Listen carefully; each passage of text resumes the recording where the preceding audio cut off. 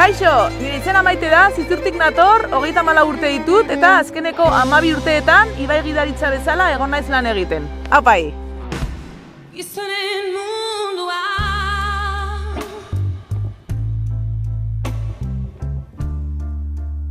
Gizonen mundua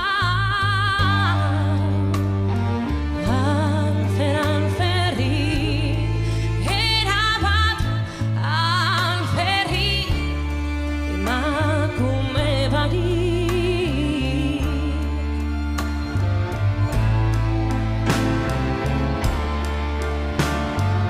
Apa, egunon!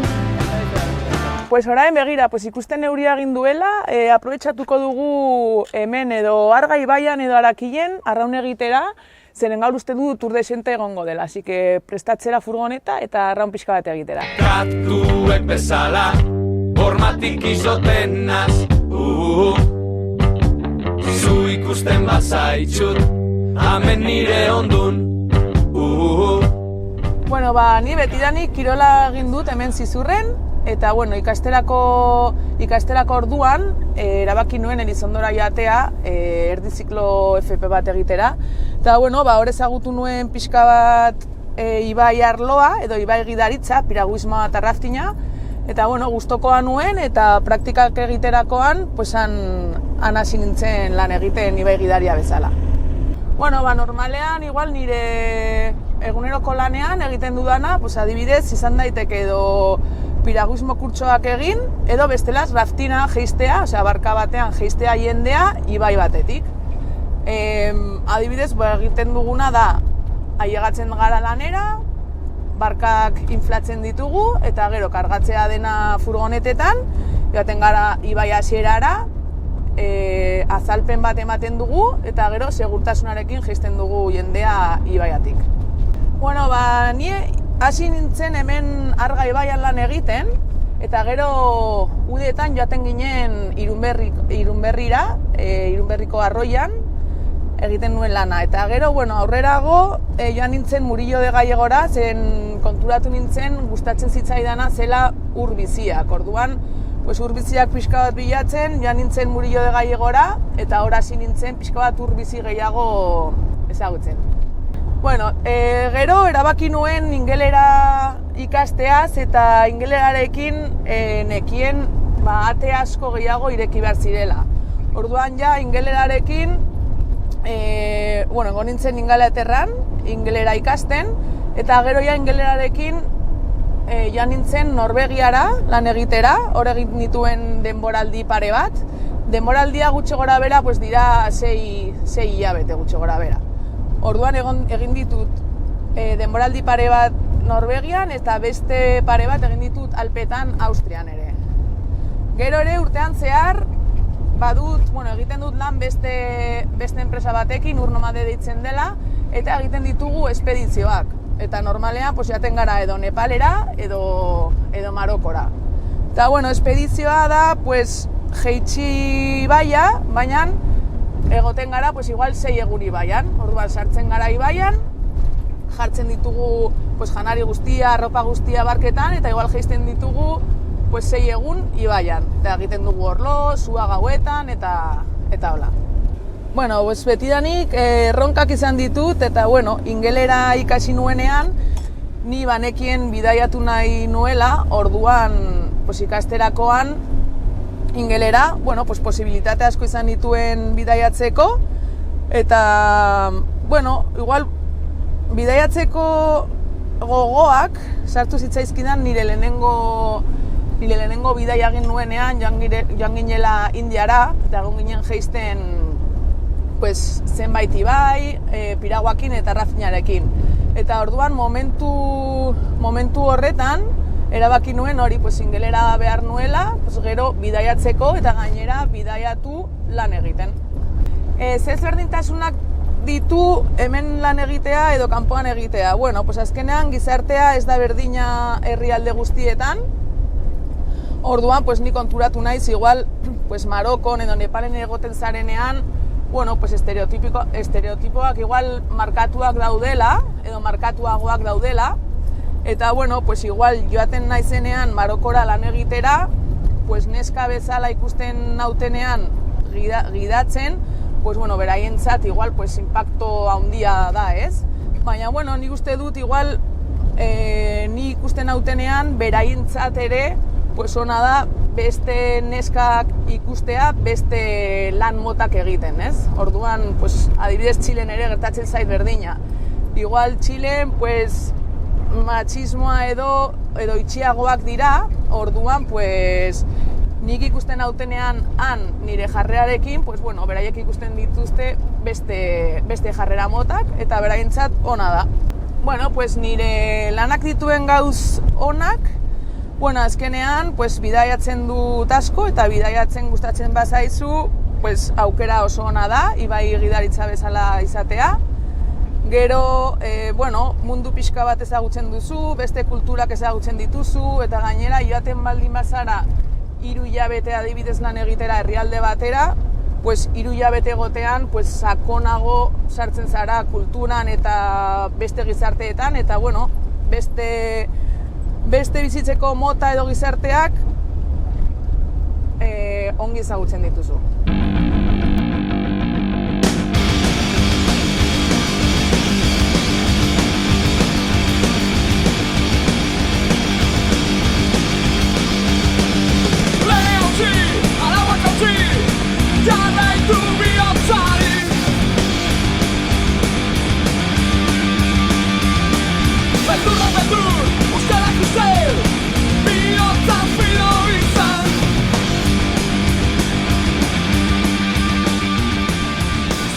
Bueno, ikusten atzo duzuela euri desente, etorri naiz gaur ikustera Arga ibaiako zati hau, eta bueno, pinta ona du. Orduan, egingo dudana da sartuko naiz hemen eta Argako zati hau pues ezagutzeko egingo dugu gaur. Bueno, nire kasuan emakumea izan da, ibai gidaritza arloan edo munduan sartzeko ez dituen problemarik izan. Gainera, ni hasi nintzenean lan egiten, enpresan zegoen beste emakume bat, orduan, bueno, ikusten ere beste emakumeak zeudela, niretzat erreza izan zen eta inoiz ez dut problemarik izan, eta ni uste dut edozein emakumea hasteko gogoak baditu, ez dagoela problemarik, ez da oztoporik. Bueno, normalean, enpresan lan egiten dudanean lan giroa oso ona da, gainera, normalean jende guztia gustokoa du egiten duen lana, orduan giroa oso ona da, eta gauza da bukatzen dugunean lan egiten ere joaten gara berriro gure kabuz arraun egitera, eta normalean lagunekin edo hemen Iruñan dugun Iruña Kayak Klubarekin joaten gara, eta giroa oso ona da beti. Bueno, normalean gaurko egunak bezala, euria egiten duenean lagunen artean hitz egiten dugu, eta geratzen dugu toki batean, erabakitzen dugu ze ibai egitea, eta denak batera jaten gara arraun egitera. Nire kasuan, 12 urtez egon naiz ibai gidaritza bezala lan egiten, eta matxismo zentzurik ez ditut nabaritu, igual beste herrialdeetan pixka bat gehiago, adibidez Txilen egon naizenean, igual gizartea pixka itxiagoa da, eta igual beste herrialdeetan, igual matxismo zentzu gehiago nabaritu ditzazket, baina ez asko, nire arloan ez ditut nabaritu asko. Bai, gehiengoa, ibai gidaritza arloan, gehiengoa gizonak dira, baina, ni uste dut dela hau, betidanik gizonak egon direlakoz arlo hontan, baina, bai ikusten dut, urteak pasata, emakume gehiago ikusten direla, eta aurreraka joango dela, eta, gaur egiten ditugun gauza hauekin, ikustaraztea, beste emakumeak animatzeko beste kirolak egiteko.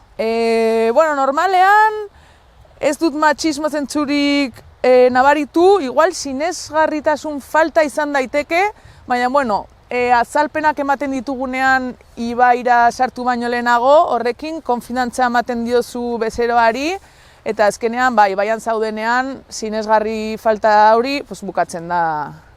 Ni betidanik bakarrik gizonekin egitea lana ez da problemarik, oso gustora sentitu naiz. Eta, sentitzen naiz berdina dena gizonak izaten badira edo beste neskak egoten badira. Baina erosoa sentitzen naiz beti bai.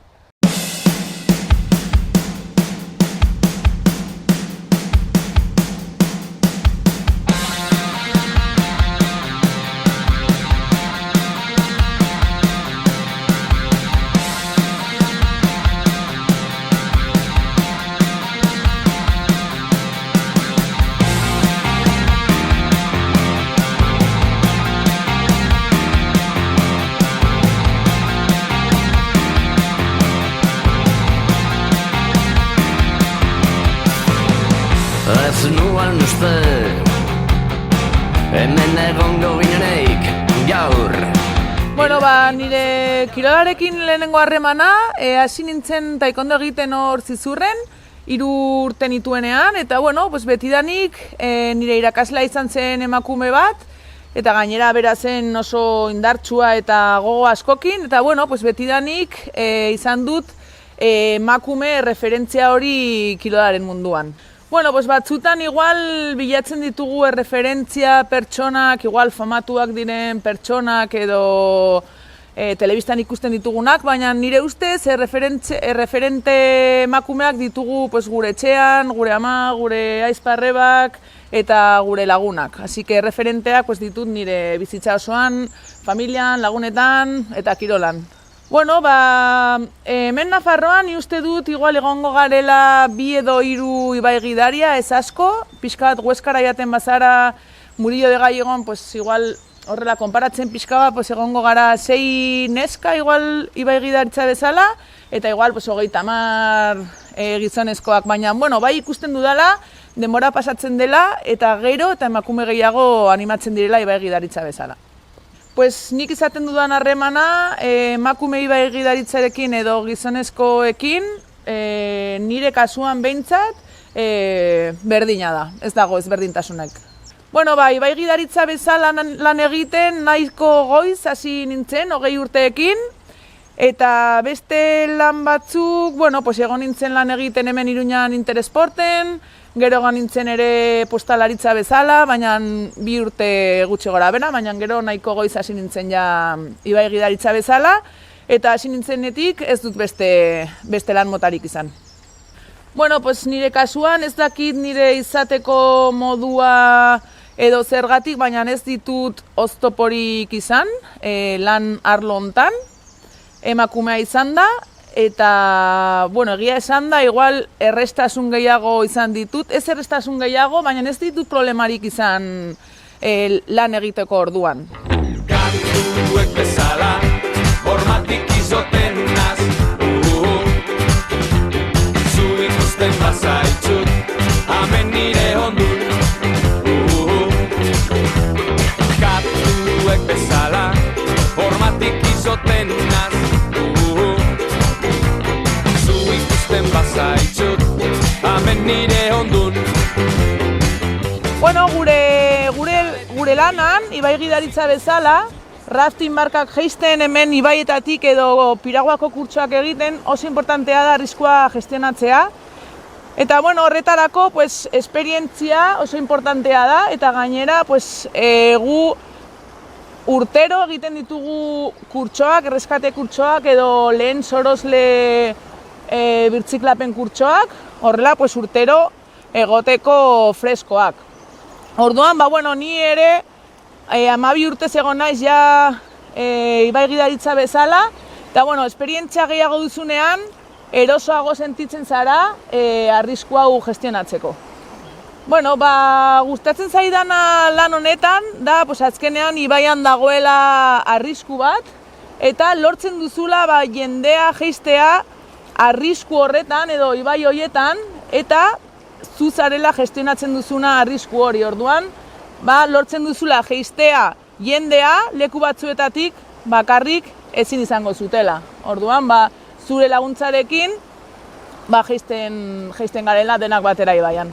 Argi dago, atzeraka begiratzen badugu, kirola gizonen mundua izan dela betidanik, baina ikusten dut ere, urteak pasata, orain eta emakume gehiago daudela sartuta kirol munduan. Eta gainera hau aurrera kaia dengo da, eta gehiago emakumeak gaude referentzia bezala. Orokorrean nire burua feminista bezala ikusten dut. Zehazki, ni uste dut nire arloan, ibai munduan, nire jarreragatik edo egiten ari naizen lanagatik, nire laguntza txikia egiten ari naizela feminismo munduan.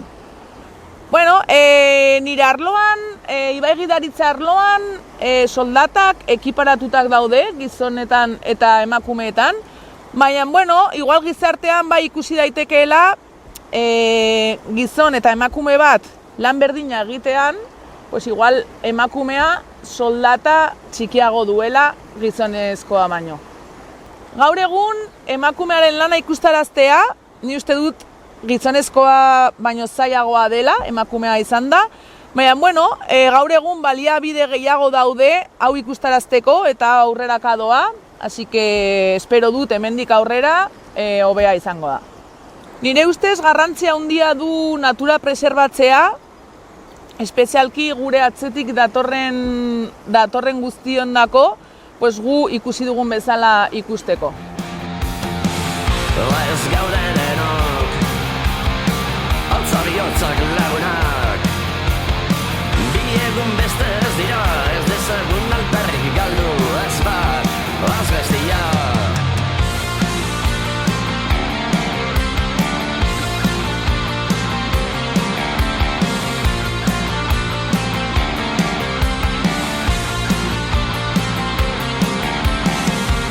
Euri egin du, eta denok busti gara.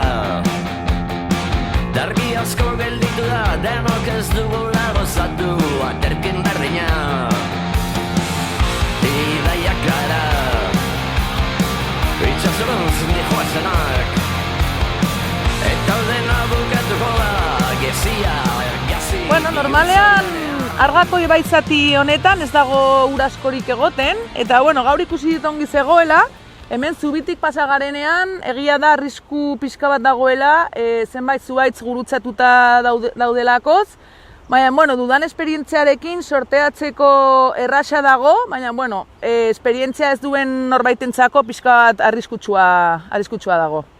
Normalean, beste herrialdetara joaten naizenean lan egitera, egiten ditut bi modu ezberdina, bat izan daiteke adibidez herrialde batera, adibidez negu hontan egon naiz 3 hilabetez Txilen, eta egiten dudana da enpresa batera joatea, eta 3 hilabeteetan egotea enpresa batean, raftinan jeisten edo piraguakurtsoak egiten. Eta beste modu bat izan daiteke espedizioak, kasu honetan egiten dudala lan enpresa batekin, urnoma deitzen dela, eta jaten gara espedizioak egitera, edo Nepalera, edo Marrokosera normalean.